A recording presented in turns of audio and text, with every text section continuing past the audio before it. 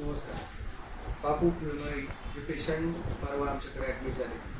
त्यांच्या मणक्याला 12 नंबरच्या ॲज वेल एज 4 नंबरच्या असं 2 ठिकाणी फ्रॅक्चर होतं आणि ही त्यांची नस पूर्णपणे 12 नंबरमध्ये दबली होती. फ्रॅक्चरचे भरपूर तुकडे झाले होते. त्याला आपण compression fracture with retropulsion of the fragment म्हणतो.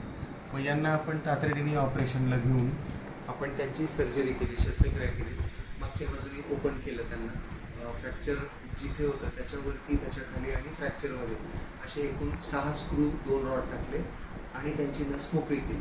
आणि त्यामुळे सेकंड डेलाच पेशंटला खूप चांगला रिझल्ट आला आणि पायाची मुवमेंट चांगली इम्प्रूव्ह झाली. कारण पेशंट ज्यावेळेस ॲडमिट झाला त्यावेळेस त्यांच्या पायामध्ये काहीही मुवमेंट नव्हती. फ्रॅक्चर D12, इथे D12 वर्टिब्रा आहे आणि दिस इज कॉर्ड डिकॉम्प्रेशन.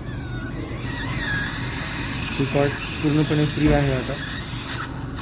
फिक्सेशनसाठी इकडे वरती आणि खाली 2 स्क्रूज, इकडे 2, असे टोटल इकडे 3 6 screws, 2 connecting rod. Fracture fix झालं आहे. No movement at all at the fracture side, no instability. आणि ड्युरा टाकून आपण पाहिलं की कॉर्ड इज कम्प्लिटली फ्री.